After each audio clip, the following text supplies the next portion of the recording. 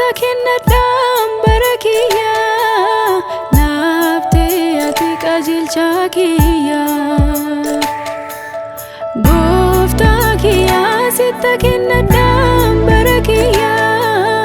naaftee ati sooressaa kiyya Yesuus siin adda ba'ee sirraa cina goree jiraachuu hin danda'u jireenyi kiyya buufati kiyya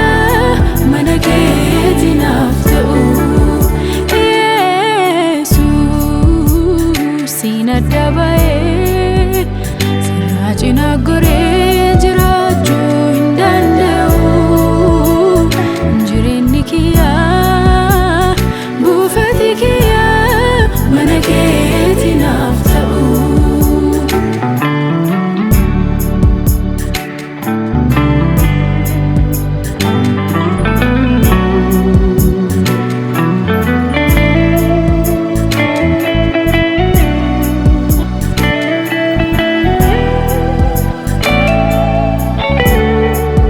siin adda ba'ee hin jiraadha yoo jedhee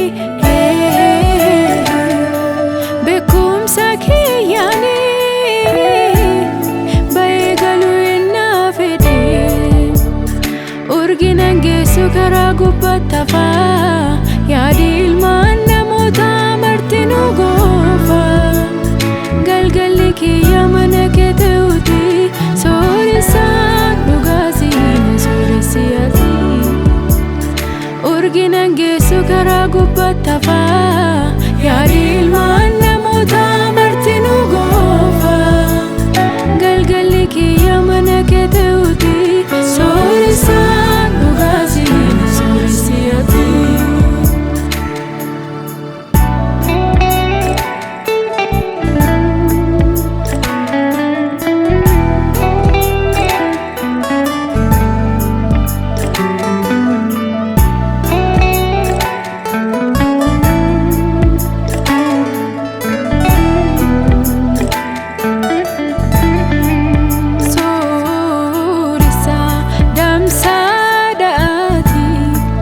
namni siin sooreffame hin gala mootummaa teeti gurra dhageettaa ka ittiin siif dhaga'u onnee oolfattu ka amma ani sirraa fedhu gurra dhageettaa ka ittiin siif dhaga'u onnee oolfattu ka amma ani sirraa fedhu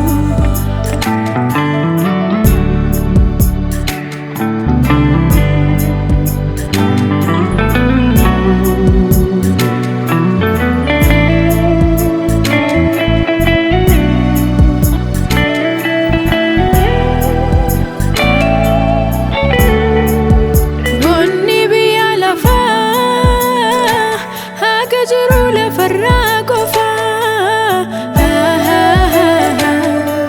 wamaa naaf hin ba'u martinuu asumatti hafa fedha foon kiyyaa guutisaa fi lubbuun tiyyaan badiini na beekta jedhee si faana jiruuni ayyaanni kee nan mormatini akka namaa dhofamii keetii galee fi ta'eeti akka Yihuudaan tarseesi kenne asiin jijjiirin waan lafaa